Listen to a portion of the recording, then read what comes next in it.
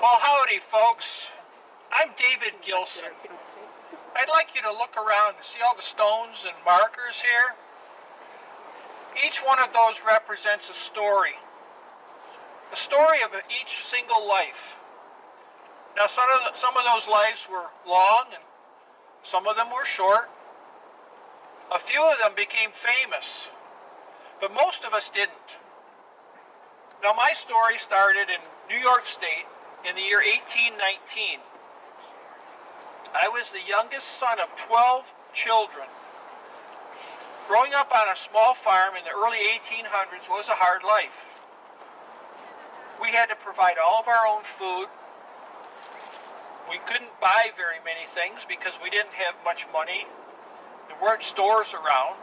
If you ordered something, it took a long time to get it. So we had to make a lot of the things that we needed. As a young boy, I started to work with wood, and I became very proficient at it. In fact, to the point where I was able to actually earn some of my own money from some of the neighbors around us, making things for them. When I turned 18, I decided to leave home, and I moved way out west to that new state called Michigan. I was able to purchase a small piece of land. Well, actually, just down the road here a piece, and Newbury Corners, you know where that is. Well, I opened up a cooper shop. Now, I made barrels and butter churns, wooden buckets, all sorts of things. Even small utensils like wooden spoons and ladles. I made tables and chairs, all kinds of things out of wood. Just about anything that a customer would need. Well, one day I had this young lady, very good-looking young lady, come into my shop, and she needed a wooden spoon.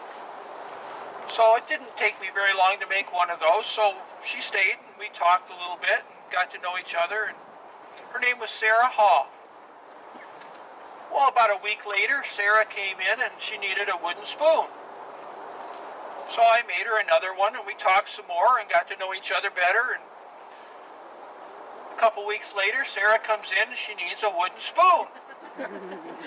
Well, I thought, I know why she needs this. She's coming to see me. Well, we got to know each other better over the next year or so, and I started to court her, and we got married in 1840. Well, boy, did my life change then. I'd been living a bachelor life in my cabin and doing pretty much what I wanted. Sarah moved in, and she's sweeping, and she's cleaning, and she's washing the floor. And David Gilson, don't you dare come into this house in those muddy boots. If you track mud in on my clean floor, I'm going to break this spoon over your head, just like I did with my brothers.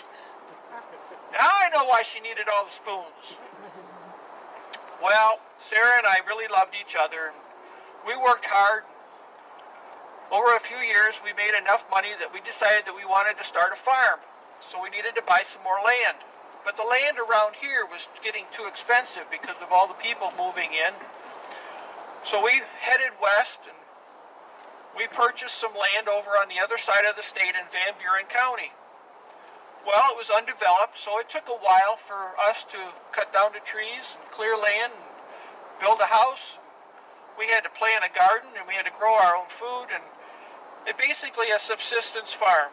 We lived several years just trying to survive. We had a few pigs for meat, and some chickens for eggs. A cow had milk and for butter and that. So after a few years, I was able to start actually growing some cash crops. In other words, growing crops that I could sell to make some money. And those crops were oats or corn or wheat, depending on the season and what was selling on the market. Well, we were becoming a little bit more prosperous, and there was still something missing in our lives. We wanted to have a family very badly, but we knew by this time that we would never have children of our own. Well, one evening, down the road a ways, there was another farm, and the house caught on fire. the couple that lived there, they perished in that fire, but they left a small 4-month-old boy, and we adopted him. We named him George, and over the years, as George grew up, so did our farm. George became very proficient in farming and helping me. I started to look around and saw how blessed that we were. And this drew me closer to God, and I decided that I was going to join the Methodist Church, and I became very active in it.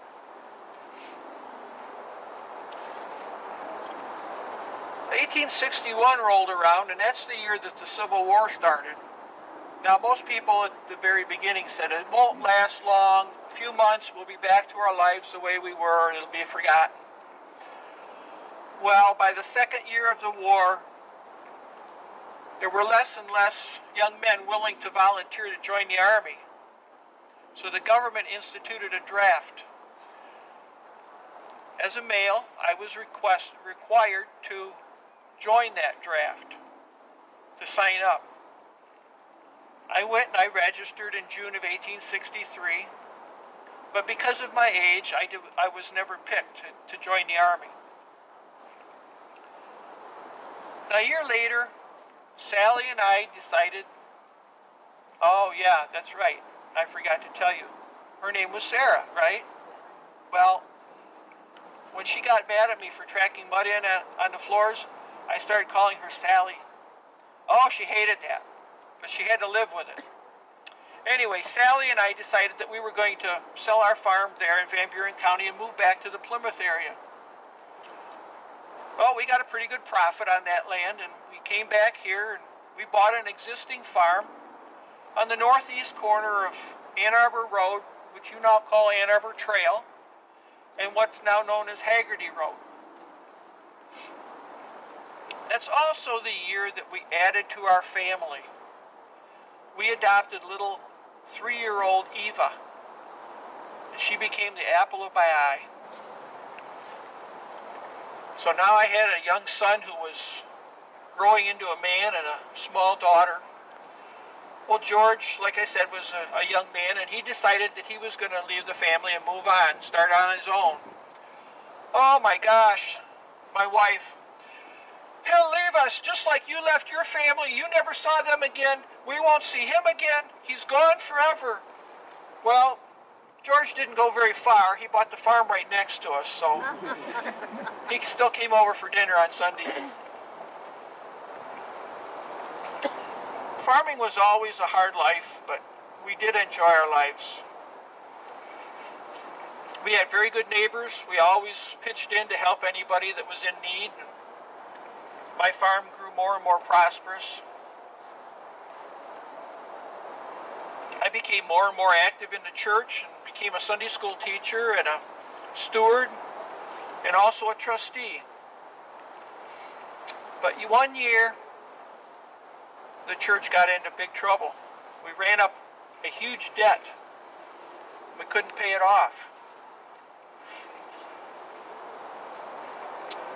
People were talking about having to sell the church and breaking up the congregation.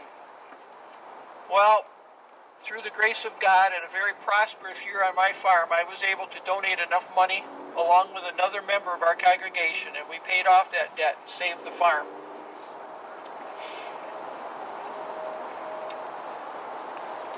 The saddest year of my life was 1891. That's when my Sally passed away. And that ended our 50 years of being together.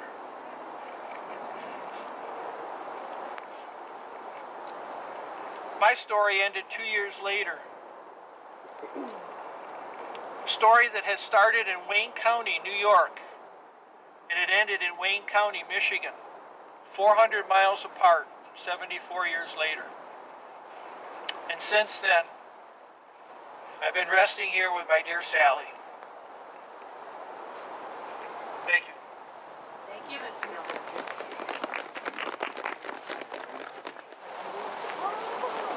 Well, welcome to my front porch. Make sure. And you'll have to forgive me for not standing up. After all, I'm 100 years old. And I want you to know that it's been a wonderful 100 years. But with that, I find there's a little aches and pains that come every once in a while. You know how I was born in 1846, right outside town, on North Territorial. My dad was Samuel Baker, and he bought from the governor a huge piece of land right out on Territorial in a place called Cooper's Corners. I know you've heard of Cooper's Corners. It's right out on Territorial, about 2 miles. Well, during that time, he built a huge home and a beautiful farm. And so I didn't want for much. In fact, I could ride any horse in Wayne County if you put it in front of me. I learned how to dance. I learned how to be the social graces. And we had a lot of entertaining gay parties and activities all within this home. Then we had the Civil War. And you know, I had my adolescence through the Civil War. It was a tough time, but we managed to make it without too much disruption in our family life. You know, I was born when Pope was president of the United States. He was the 11th president. And since that time, all the way to FDR. It's been quite a time. He ran on a platform called 54, 40, and Fight. And what he had in mind was something called Manifest Destiny. He believed that we should have the border of the United States from the East Coast, the Atlantic Ocean, to the Pacific Ocean. And what was in the way was the Mexican territory, and also the fact that we couldn't make up our decision on what the border of Oregon and Washington was going to be. Well, we made a compromise with Canada. We wanted 54, 40, or Fight, which was the 54th parallel, and we ended up with the 49th, went all the way across the United States, and that's why we've got a straight line across the top of the United States now. But that didn't solve the problem with the southern border. Now, we said that the southern border, or Texas, was the Rio Grande River down here, and Mexico said that the border for Texas was the Nueces River up here. So Pope sent a whole bunch of soldiers down. They crossed the Nueces River into what the Mexicans thought was their territory. They got into a little skirmish. 8 people were killed, and that started the Mexican War. We got Texas. Do you know Texas is the only state in the Union that can divide itself into 3 to 5 states without the permission of the U.S. government? It's the only state that was part of the annexing agreement. So at any time, of course, you know Texas is a little different anyway. Yeah, don't mess with Texas. In any case, we ended up with Texas, and we ended up with all of the land from the East Coast all the way to the West Coast. So Manifest Destiny was fulfilled. But why is that important? That's important is because I saw every one of the states completed, the entire contiguous United States, all 48 states, in my lifetime. Wow, it's quite amazing. I lived through the Civil War, the Spanish-American War, the Mexican War, World War II, and World War I in my lifetime. Lived through 3 huge Great Depressions. I lived to see women's rights to vote, which I think is an outstanding. That women finally got their place in the United States. Well, in '66 I married a man by the name of Lewis Cass. Lewis Cass. Now you might know the name Lewis Cass. He was the youngest governor in the state of Michigan. He was governor when he was 26 years old. Well, Lewis Cass was very important. In fact, you've got Cass County, and you've got Cassopolis, and you've got Cass. A lot of things that are named after Cass, including my husband. Now, I thought anyone with such an illustrious name could only do well in this world, and he did. Lewis, my dear Lewis, was the superintendent of the township. He was the mayor of Plymouth. He was the second vice president of the Bank of Plymouth, and he finally became U.S. Senator in 1893. So he moved along quite rapidly. He was head of the Plymouth Iron Works, iron windmill works. But you know, when electricity came by, there wasn't many windmills that we needed at the time. So he decided to come up with something a little bit differently to use his company. And he was playing around with a little piece of paper, and he put a little stuffing in the back of it, like this, and the paper flew across the room. He thought, you know, if I can take this and I can make it into a little rifle, and we can train all of our young men to become soldiers and use them and how to use a rifle, this might be a good asset to the country. So he made his first rifle. He shot it, watched the BB go halfway across the room, and he goes, that's a Daisy. And that's where we got the Daisy Air Rifle Company, right here in Plymouth. My son Edward, I had Mary and I had Edward. My son Edward helped to run the company. He became manager of the company. And my husband, you know, worked that company all the way through into the 1930s. In 1933, we had a Great Depression. And during that Great Depression, Michigan was the state that led to the banking holiday that ended up with most people losing all of their money. Well, my husband and my son Edward happened to have a life insurance policy with Canada, the Sun Life Company in Canada. And they went to Canada, cashed in that life insurance policy. He managed to pay the salaries of every employee in the Daisy Air Company throughout the entire Great Depression. He was quite a daisy himself. You know, turned my 97th birthday. And my husband Louis was no longer there. He died in 1902. But I went on for another 30 years without him. I was interviewed by the Crier newspaper. They did a lovely article about my life. Had a lovely party. My grandson, you might know him. His name was Cass Huff, Colonel Cass Huff. He went on to be quite a hero in World War II. Well, he flew all the way up to Traverse City, picked up my son, Edward, brought him down for my 97th birthday. Took him back the next day, but hey, I at least got to see him. So I'm busy writing a lot of thank yous for everyone that actually came to my birthday party, and you know, the bones are getting a little bit angry, and I have that feeling, you know, I'm not feeling as well as I used to.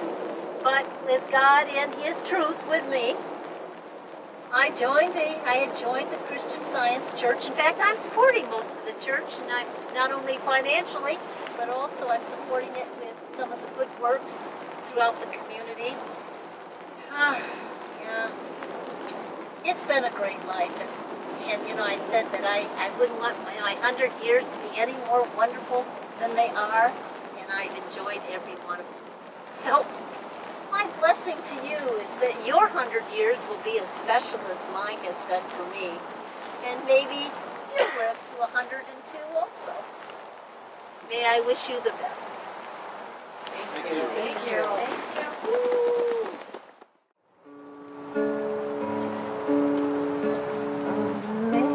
Amazing grace, how sweet the sound that saved a wretch like me. I once was lost, but now am found. Was blind, but now I see. Amazing grace, how sweet the sound that saved a wretch like me.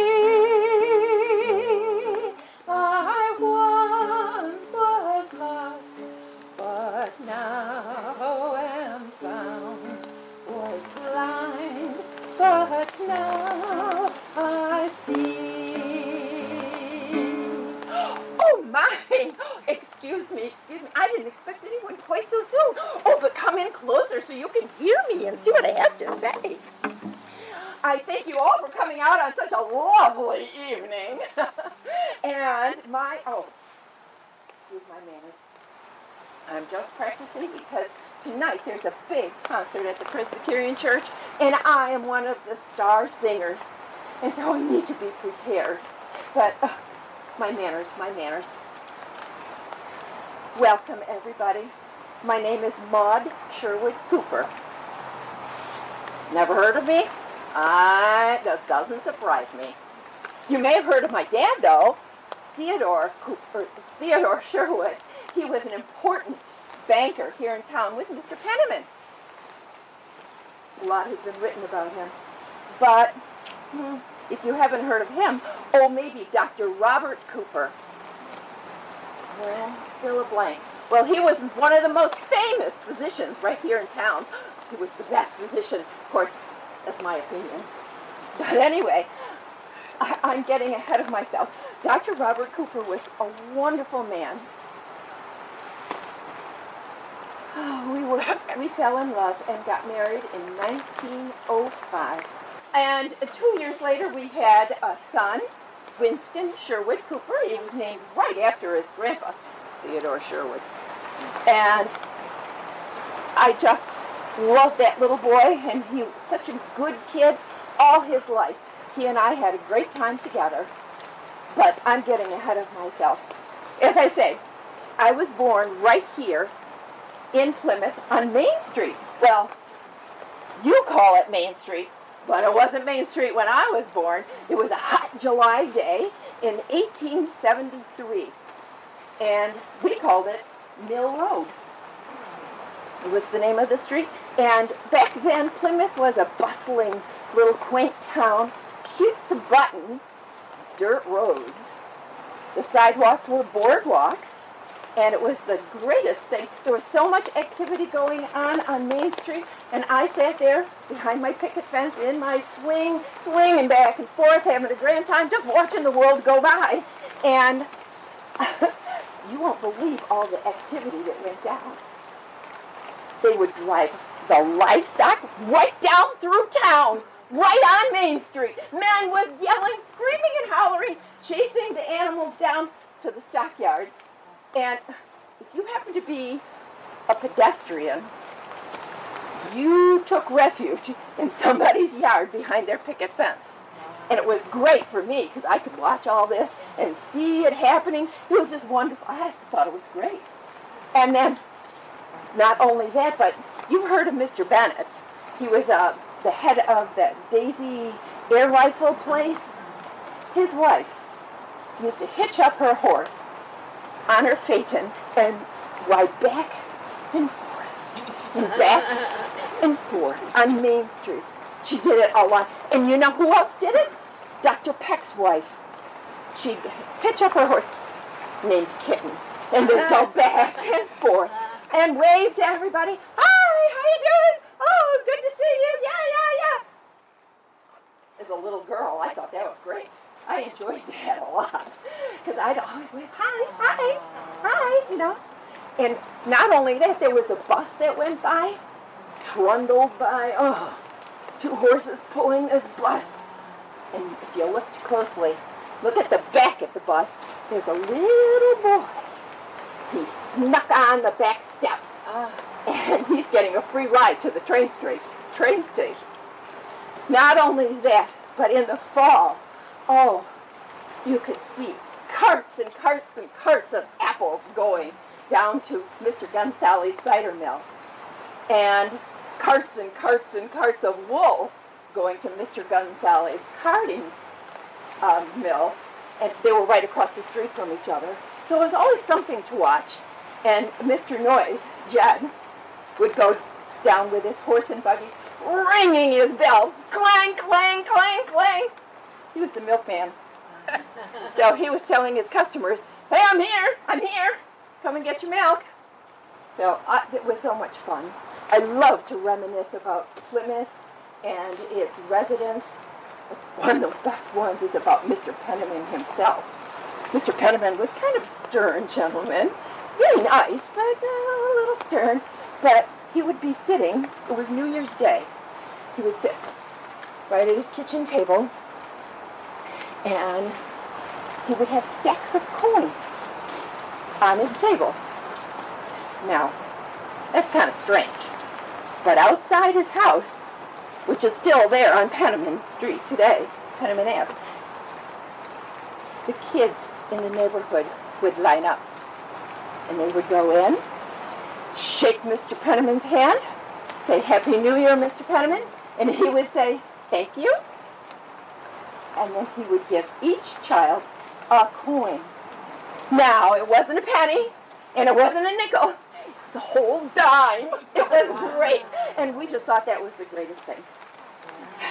As I say, I'm probably one of a true Michigander because I was born here, raised here, went to school here, lived here most of my life. I joined all kinds of organizations, the DAR, the Rotary, the Women's Christian Temperance Union, the Women's Society, the Literary Society. I held offices in all of those.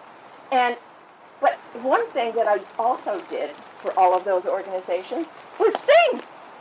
Because when I was growing up, we had a big Knabe piano in our back parlor, and I used to love to listen to that and sing along. So I sang. I sang for every kind of organization. I sang at church. I sang at commencement exercises. I sang at weddings. I even sang at the opera house. Ooh, that was a big deal. So I had a good time. But, not only did I like to sing, I liked to travel.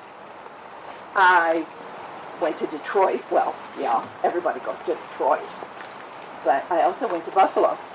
And in Buffalo, I went to school there for a while thinking, maybe, just maybe, I'll be a teacher. Well, that didn't pan out.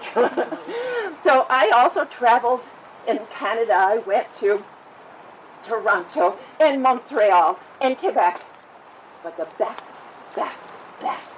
I went to Europe once. I got to go to Europe in 1928 it was. I was having the time of my life when I got a message. My husband, Dr. Robert Cooper, had been killed in an auto accident. And I'm in Europe, and he's in Michigan. There's no way I'm going to get back in time for his funeral. But I took the fastest route as I could. That ocean liner didn't go fast enough. But I got here in time for his burial, and he's buried right here in Riverside Cemetery. Now, here I am, widow.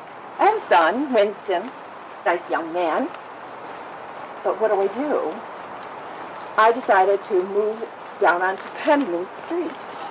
You know where that house is. It's number 896, right next to the Coffee Bean. Y'all know where that is, I'm sure. Here in Plymouth. Everybody knows the Coffee Bean. But I lived there for a while, and it was close to all the activities, and I had a good time. But then, I'm 80 years old.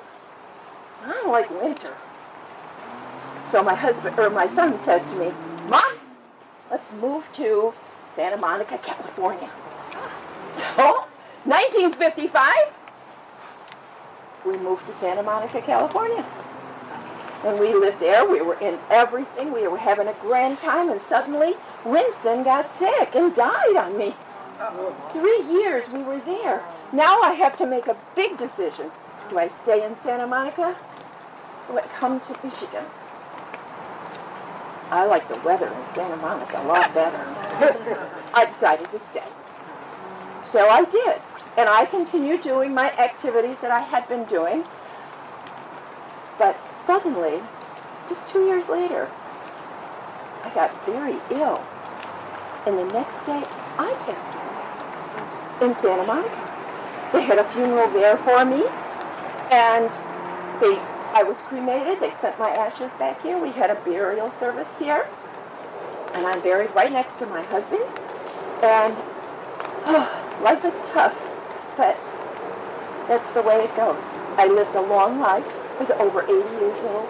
I enjoyed myself, did a lot of things. But, oh my, I have to get ready for my program. I do thank you all for coming.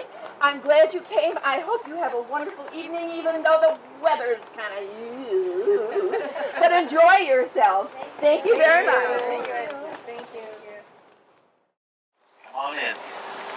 Folks, before I tell you a little bit about myself, I did want to let you know, first of all, with your admission into this tour tonight, there's also a half-off dental work that I'm offering this evening up until 10 o'clock tonight.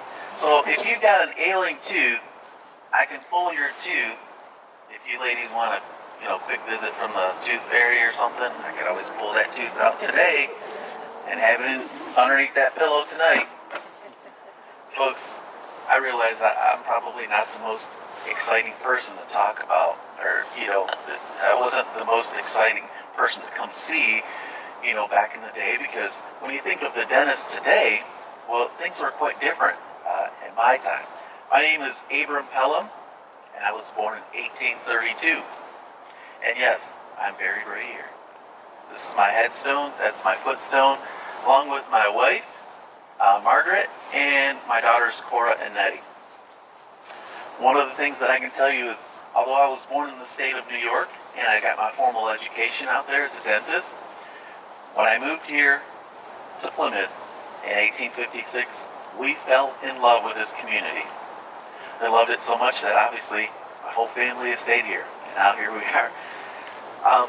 In 1861, I actually signed up. I went to the city of Jackson. I actually signed up for the 13th Michigan Infantry.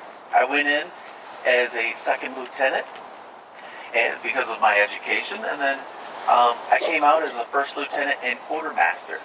Now, one of the things that my boys did not have to worry about is obviously if they had an ailing tooth, anything wrong with their teeth, I always still kept my kit with me, and of course the bottle of whiskey to help with the pain. Which reminds me too, in that time, I know a lot of people, they kind of gasp when I tell them the type of medicines that I would have to administer to do some of the dental work that we did, but we would actually have to administer either opium or some cocaine in order to do some of the procedures that we did back then. Now, a filling, for example, would take about 4 hours. So, Mr. Pelham, is this what this talk is going to be about? About what it was like to just fill teeth in? No. But I will tell you that I was rated one of the best dentists in the state of Michigan. And people would come here to Plymouth to visit me. And the reason why is because in that time, there were no formal schools. You couldn't go to the University of Michigan School of Dentistry and learn the trade of becoming a doctor of dentistry. So there were a lot of people that weren't necessarily that good at working on your teeth, and it wasn't a very pleasant experience. I'll just leave it at that.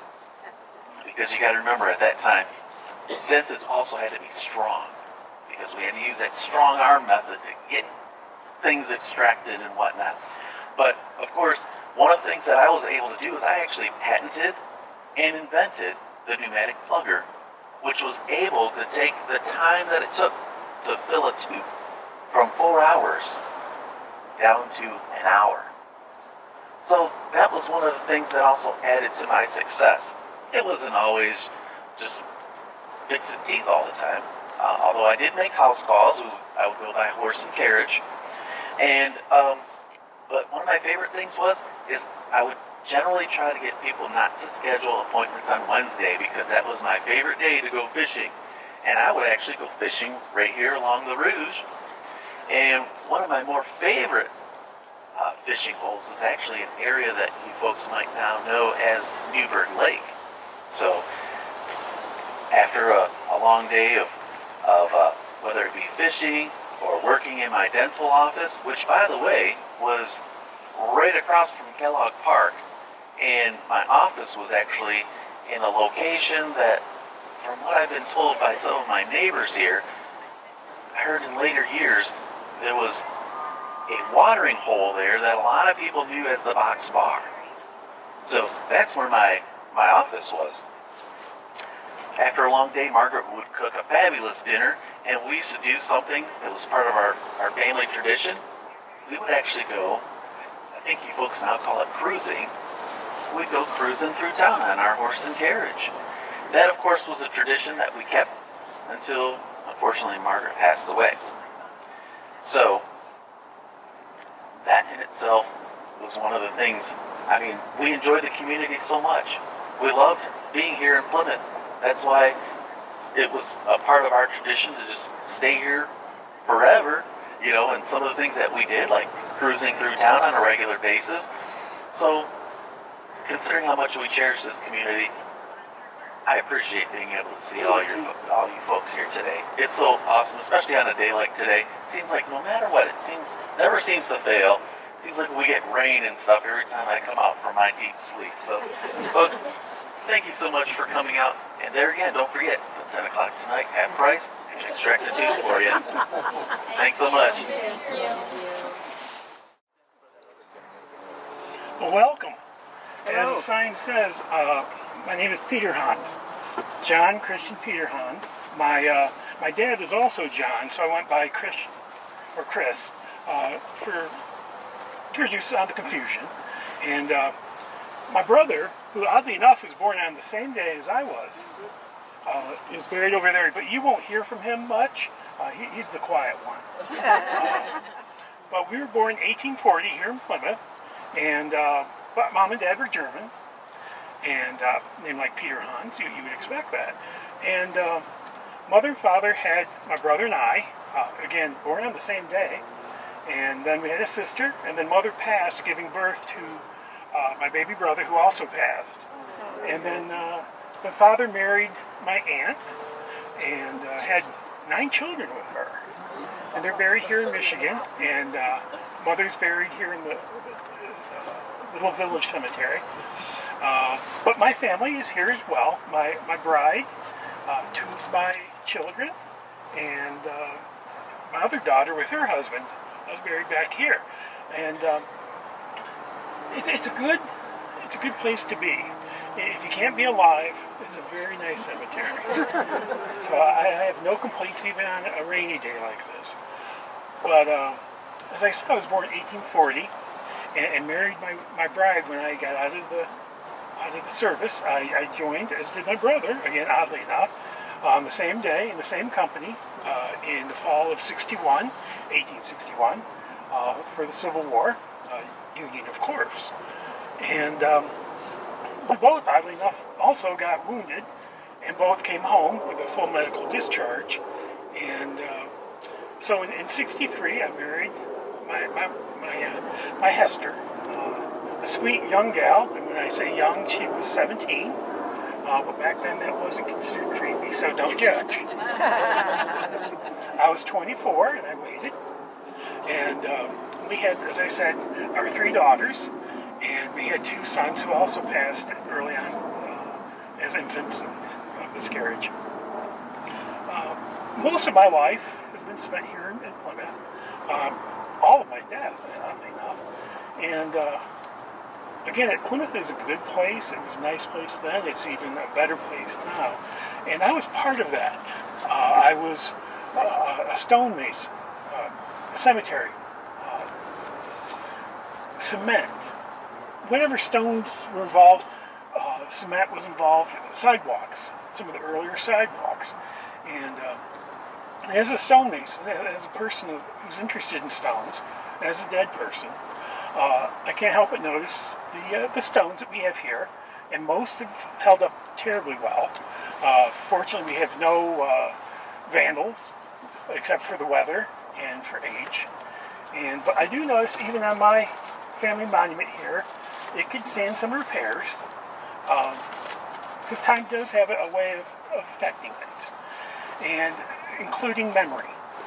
Not my memory, your memory.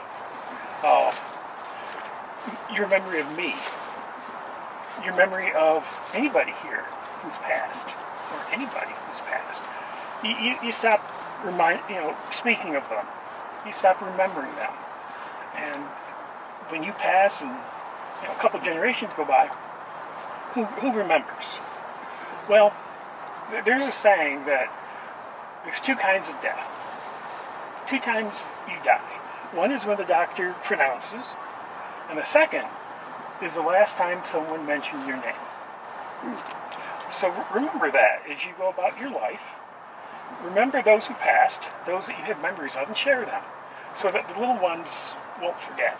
They'll have stories of somebody who was 100 years dead.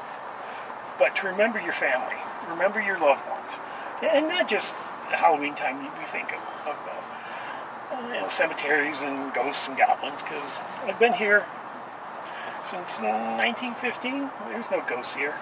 Just a lot of good people who want to be remembered. Thank you. Thank you. Very nicely said. Yeah. Thank you.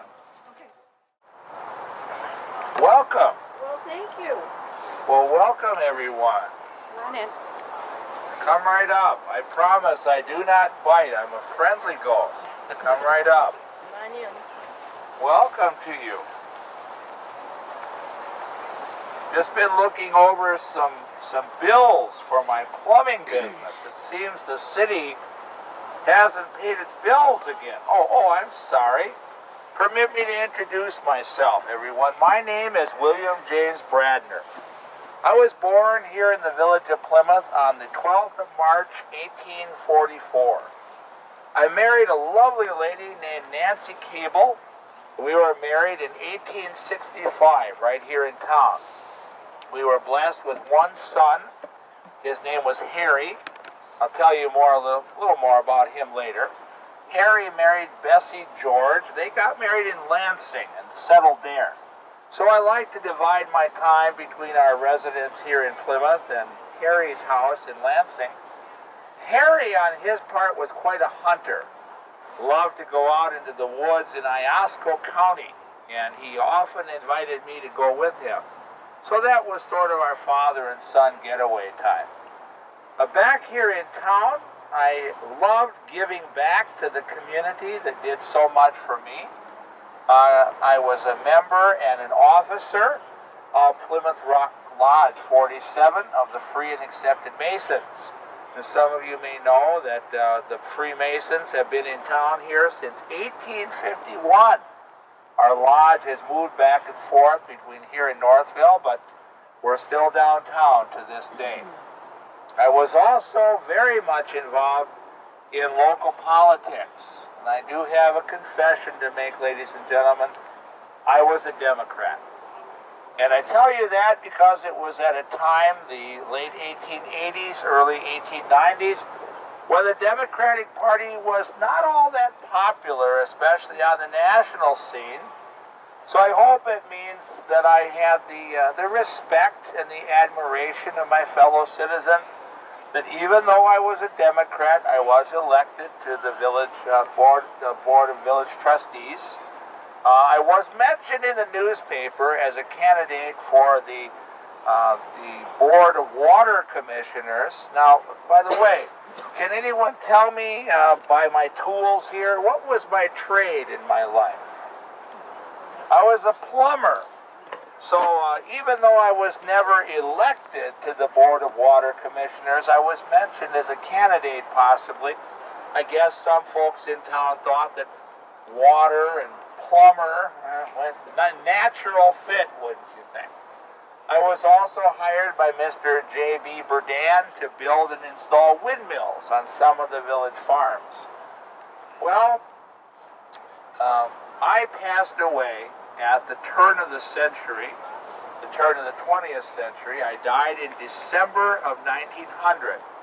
Now, I hope none of you good people will cast any rumors on my character. I'm a little embarrassed by this to tell you that my cause of death was cirrhosis of the liver.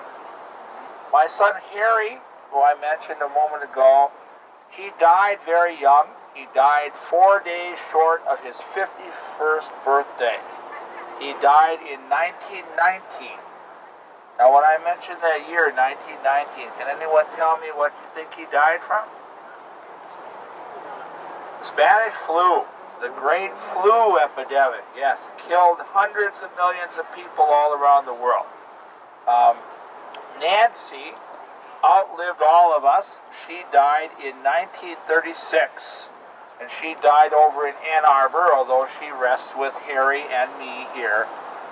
Nancy's cause of death was listed as pneumonia and complications of senility, which probably in your era they would call Alzheimer's or dementia.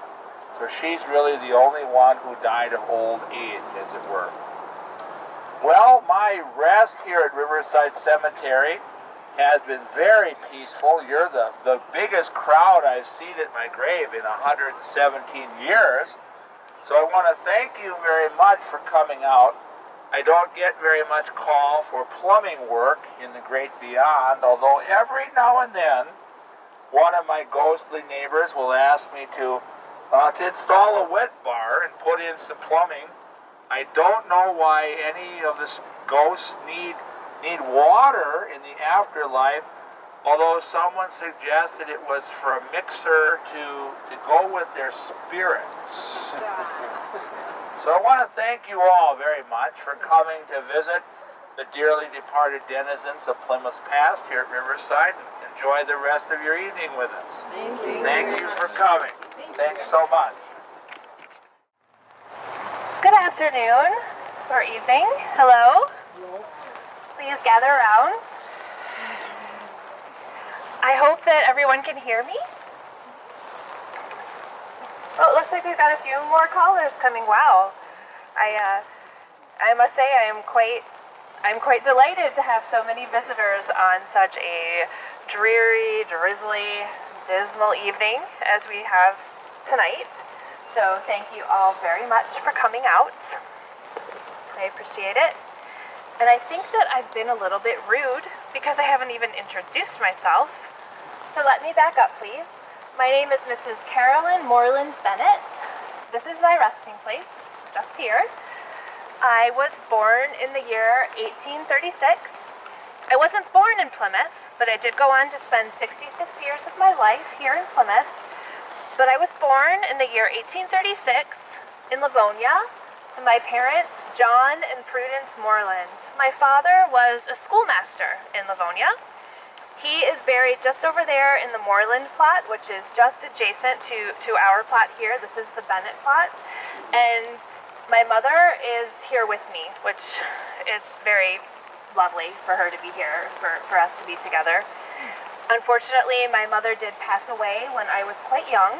I was only 13 years old when my mother fell ill and passed away, and I was left at 13 as the eldest daughter of the family to step into her boots, as it were, and become a mother to my three younger brothers. I continued to raise them to adulthood, and housekeeper to my father. It was a lot of work. Back in those days, it was quite hard work to keep a household running. I would have to fetch water from the spring on our property multiple times a day. Sometimes I would enlist my younger brothers if they were available in that task, but it was also a challenge at times to keep. The stove was very fussy. We had a wood-burning stove. It could take me upwards of 2 hours a day just fussing with the stove, keeping the fire lit. Cooking 3 meals a day for all of the hungry menfolk, keeping them in wardrobe and sewing the garments and mending and so forth. My childhood ended quite abruptly at the passing of my mother and continued in a very busy vein for the next 5 years. And it was in 1855 that I moved to Plymouth from Livonia. Why did I move to Plymouth? I got married. I met my darling Mr. Washington Bennett, and he is resting right here next to me. We met and married quite quickly, and I moved with him to the village of Plymouth, which was quite a change in lifestyle. And I took with me my three younger brothers, Charles, Albert, and Stephen, and continued to raise them. And we built a home for ourselves on what is now known as Ann Arbor Trail. Our address was 659 Ann Arbor Trail. I've been given to understand that most regrettably our house has been demolished and lost to the ages. Nowadays, I believe there is a parking lot situated where our home once stood, and it is attached to a business called Saxton's. That's where That's where our home was, and we had a very central location in the village. My husband, Washington, he was a wagon maker, and I have been given to understand by previous groups of callers that wagon makers are not common in your day, but they were very important to the economy of a village like Plymouth in our time in the mid-19th century. We did fairly well for ourselves, and eventually opened up the first livery stable in town, and that was on Sutton Street. I don't think you know where Sutton Street, well, you may not, you may know, or you may not know, but Sutton Street is now referred to as Penniman Avenue, after its most famous and influential resident, Mr. Penniman. We opened a livery stable. It was just around the corner from the intersection of what is today Penniman and Main Street. And you may ask, what is a livery stable? Again, previous groups of callers have been, giving me a blank look, and I, feel that I should explain. A livery stable, you can think of it as a hotel for horses. We did have several hotels for people in Plymouth at the time, and business was increasing. There was trade, things were happening, and there were a lot of visitors to the town, and horse-drawn transportation was the most common way to get around. If you wanted to go anywhere, you needed a horse.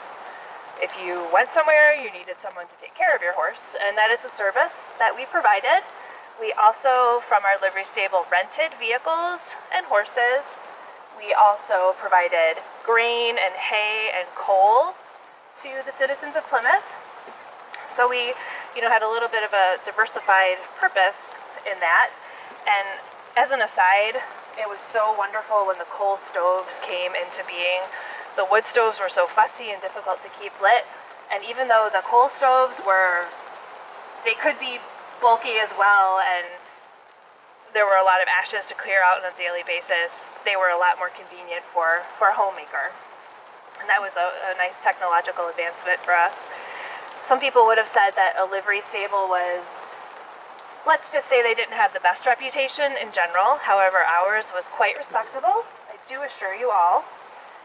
People would say that livery stables were a hotbed of vice, and maybe a center for gambling, even stag shows, cockfighting, all sorts of unsavory things that didn't really happen at our livery stable there on Sutton Street. We had 2 sons of our own. I suppose God never wanted me to be a mother of daughters. It was boys all the way. My 2 sons were born quickly in succession after our marriage. My sons were Harry C. and Charles Forrest. And my son Charlie, don't confuse him with there's another Charlie Bennett that I've heard of somewhere around here that was a famous newspaper writer and local personality, but that wasn't my son. My sons they grew up to work with their father at the livery stable, and they were known around town quite jovially as Big Harry and Big Charlie. We continued on in that vein. The Civil War happened, as we call it now, as you call it now, the Civil War happened. My brother Charles fought in it, survived it, distinguished himself. However, tragedy struck our family in '68 with the passing of my brother Charles. Then in '69, my brother Albert passed away of illness, and then in '72, my 3rd younger brother Stephen also passed away. This was quite devastating, as you can imagine. They are buried just across the way in the Moreland plot, and life took on a more sober tone. And then the final, most cruel blow struck us in 1877 when I lost both my darling husband Washington and my father John within about a month of each other in that year. And it was very upsetting. My health had been failing for a while. I never recovered after that. I had a weak heart, and I would say, quite frankly, it was a broken heart. After that, I became an invalid at quite a young age, just in my 30s, and I was housebound and unable to leave our home on Ann Arbor Trail there. We were just across from Central Park, so I was able to, despite my confinement to the home, I was able to see the goings-on of the city. I was never lonely. My 2 sons, Harry and Charles, lived with me in the family home with their families. most of their lives. There was a very short period of time when they didn't. I was never lonely. I had lots of visitors. I could see from my window the park. I think you know it as Kellogg Park nowadays. I could see from my window the park, and I could see the holiday gatherings, such as on the 4th of July. In 1888, I saw the Republican Victory Parade pass by my house when President Hayes was elected. I saw, most distressingly, in 1893, the fire that destroyed the Phoenix block of shops that was just across the park over on Main Street. And I have been told by other visitors that there's a sardine restaurant located in that area now, and I suppose there's no accounting for taste. Sardines are all very well and good, but to have an entire restaurant devoted to them, I judge not. I saw that section of buildings burned down and be rebuilt, and I had seen that happen before, even when I was just first married in 1856. That block of buildings known as the Phoenix block, and you might infer why it was known as the Phoenix block, was also destroyed and rebuilt at that time. I may not have lived the most exciting life, I may not have any claim to fame, but I certainly feel that I lived a very fulfilling and wonderful life here in this village of Plymouth. I'm very grateful to be resting here in the graveyard among my loved ones. I spent my life caring for the people that I love, and now I rest here among them. And I cannot thank you all enough for coming by to visit, to hear my story on such a dreary evening. I wish you joy of the rest of your journey. Please do take care and watch your step. You're in a graveyard. You never know what might come out. So take care, and thank you all very much for stopping by. Thank you. Very good. Thanks. Anybody cold here, by the way? You want to know what cold is? 6 feet under. Now that's cold, okay? But I'm glad you came. Like I said, I don't get many visitors here. Ever since my wife, Mary, passed away, and my 2 children, Glenmore and Eva, back in the 1970s. But as way of introduction, my name is Luther Passage, and I was born in 1871. That was right after the Civil War. And I'm proud to tell you folks that I was born here in Plymouth, raised here in Plymouth. I worked here all my life in Plymouth, and I died right here in Plymouth. So don't have a real famous, fabulous life to tell you about. It is more of the events that happened in my life here in Plymouth that I think I'm excited about. You know, there's a word that I hear people use walking through the cemetery, and that's technology. I think maybe you younger people know what that is, right? Technology. Well, you know what technology was for me? Technology was electric lights. That was technology. I mean, turning on a switch, I bet you all take that for granted. Did you know that we used kerosene and oil back in those days in Plymouth? Did you ever clean soot off a ceiling of a house? No. You're big glad that you don't have to do that job, right?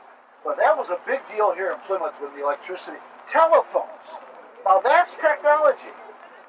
Well, we didn't really have a telephone right away. We had to go down to the general store and use that one, but well, it wasn't very private either. I mean, if you wanted to talk business, everybody in the whole store would hear you. And when we had phones installed in our house, old Mildred, the operator, she could listen in on everything you had to say. And anybody hear of anything called party lines before? Yeah, okay. Are they still around? No? Okay. We had 5 party lines in our phone. You know what talking movies are? Okay, talking movies, that was big. There was a theater here in town called the Penniman Alley. And we called it the P&A. And I understand it's long gone. I think they have the Penn still, right? All right, but the Penniman Alley, that was a 600-person theater right here in downtown Plymouth. It had an orchestra pit. It had a stage. It had a dancing hall next door. I mean, this was excitement. Until they brought movies on Sunday. And the town people, they weren't too happy about that. I think, though, in my opinion, the biggest thing that ever hit Plymouth was the auto. There was a guy down the road over in Dearborn. His name was Henry Ford. He was putting out Model Ts. I think the first one rolled into town around 1908. and everyone had to have one. You could buy a Model T for less than 500 bucks. But I want you to consider something. No street signs, no stoplights, no stop signs, no speed limits. It was a free-for-all. I mean, just to walk across Kellogg Park, you were risking your life. In fact, did you know that they did not even frown upon drinking and driving back then? Anyways, that was the story on the cars. Now, we had World War I coming to town. I was too old to serve, so I essentially helped with war bonds and rationing things. But one of my earlier jobs was working. Anybody want to take a guess where I worked making these? Daisy Air Rifle. We used to put out about 100 a day of these beauties. That was the job. I was a solderer. That was my job. I worked on the drill press also. I lost a couple fingers, but that's the way it goes. But I made over 500 bucks a year in my manufacturing job, and that, my folks, was good money. One of the jobs I really liked, and it wasn't a lumberjack, I was appointed one of the deputies here, right here in the city of Plymouth. And there was something going on back then called the Volstead Act. Anybody want to guess what it was? Volstead? You couldn't drink. Prohibition. Prohibition, the Volstead Act. We called it Prohibition. And one of my jobs was to go around and breaking up stills and so forth where people were making booze illegally, breaking up a lot of these whiskey cartons. In fact, Central High School, is that still around? Down the street? Behind there we had a still that we had to break. And I was quite proud. It was kind of fun, too, breaking up those things. Well, I had my 50th wedding anniversary in 1945, and I died a month later. There wasn't, like I said, anything famous about my life. There was no streets named, is there a street called Passage? Plymouth? Okay, there was no streets named after me. There still isn't. No parks named after me, but there was one thing that I witnessed, folks, that you didn't. And that was that technology I was talking about. I witnessed the telephone. I witnessed the electric light. I mean, after all those things, what is left to invent, right? I'll leave you with that, folks, okay? Thank you for coming by. Thank you. All right. Thank you.